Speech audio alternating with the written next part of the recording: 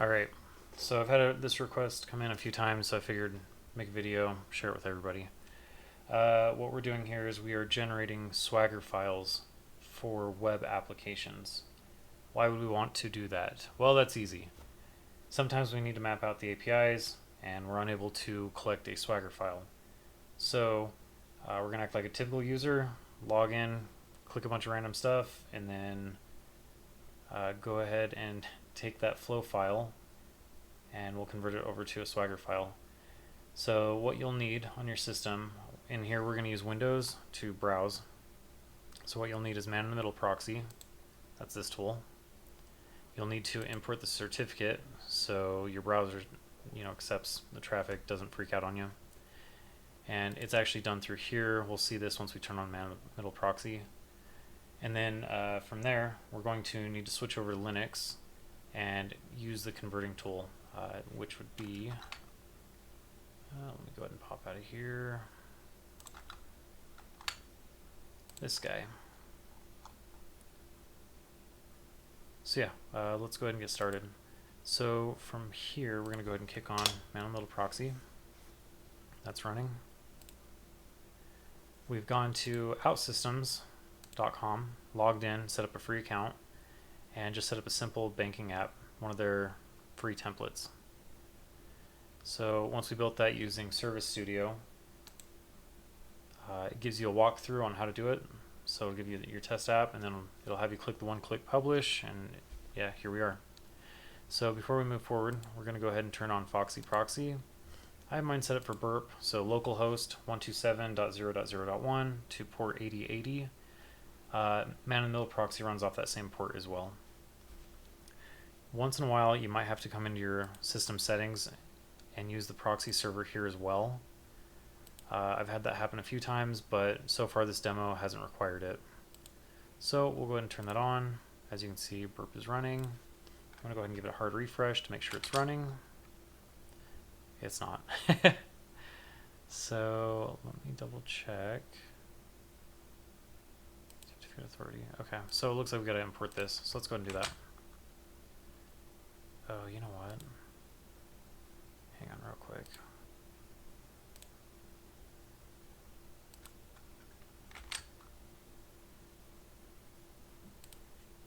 Nope, don't want that. Advanced. Proceed. Let's take a look at the certificate, just since we're here.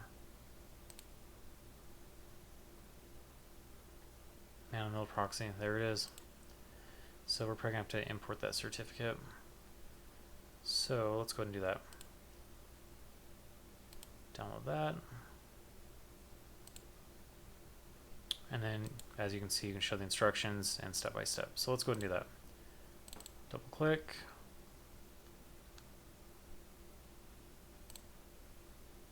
I'm going to do local machine because I'm in a virtual machine. Next. Follow this. Next. Leave password blank. And we're going to choose a spot to save this. Trusted root certificate authority. And finish. So now we should be able to get in here. Let's see what happens.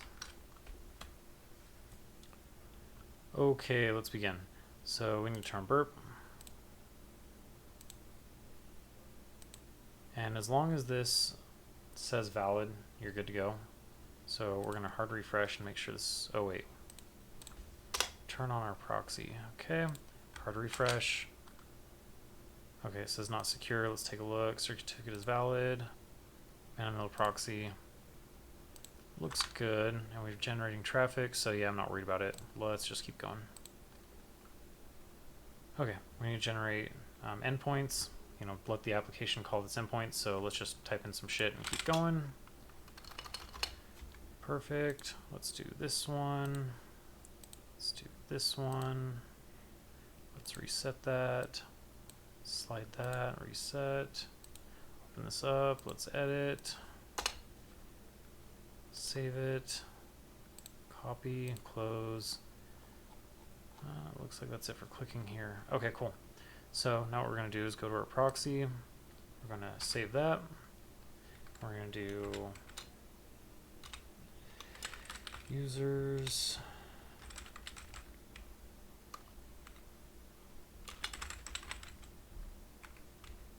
And we'll call this save.flows.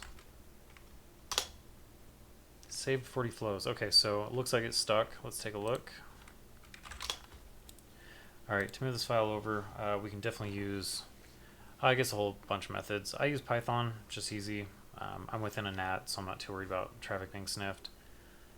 But yeah, be mindful of things like that. So what we'll do is hop on over here. Okay, actually IP.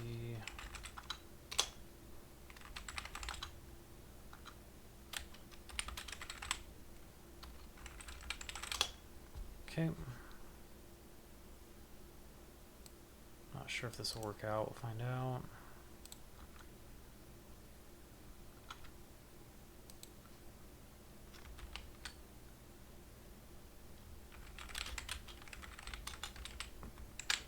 Nope, did not work.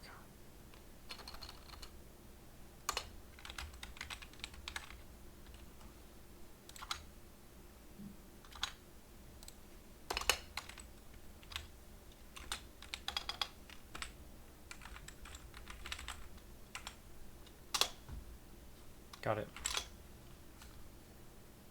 Save.flows. And we can see it's there. Perfect. Okay, cool. So I've got a virtual environment here. I'll actually deactivate so you can see that. What we'll do is, following this guide, you can run a pip install, but I'm going to use a virtual environment to hopefully not screw up my Python install on Kali. So all you do there is you just source the bin, activate, and then you'd run a pip install, just like here. As you can see above, I've already done that. So now we have this tool. So now that we have the save.flows, we're just going to follow the instructions here. Where are you at? There it is. Oops.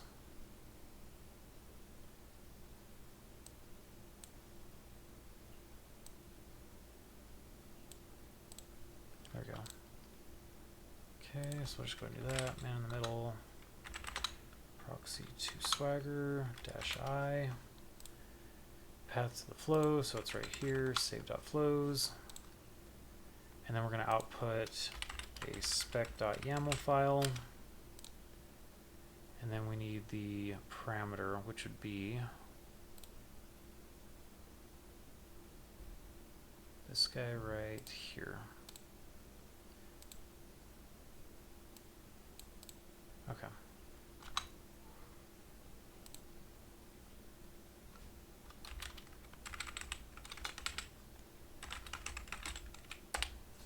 And I'm totally going to butcher this, so give me 1 second. Okay, perfect. So that's all we need, so let's go ahead and generate that. Okay, so now we have the spec file. We're going to use Vim. So you can see with all these endpoints, got a bunch of stuff here, kind of. So here's what I recommend killing. Anything with an extension. So ASMX, get rid of it. ICO, get rid of it. C#, oh. CSS files, blow them out. Log keep, so all these endpoints right here I would totally hang on to. And then these JavaScript files, get rid of them. They're not useful. This works on ODC. It does work on 011, just so you're aware. And then from here, you can get rid of these ignore. So if you look at the instructions, it tells you to get rid of the ignore : so we'll go ahead and do that. Gone. Save that, and as you can see the URL, that's what we're looking for. Okay, so now we're going to do the same thing, but we're missing something important.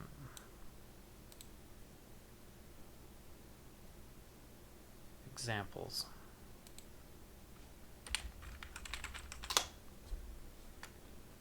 So now the spec file should have changed, and it did. So as you can see, we got a bunch of stuff in here.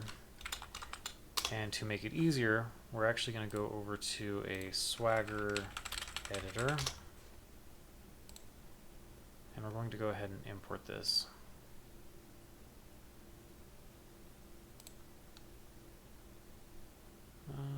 Let's go home, development.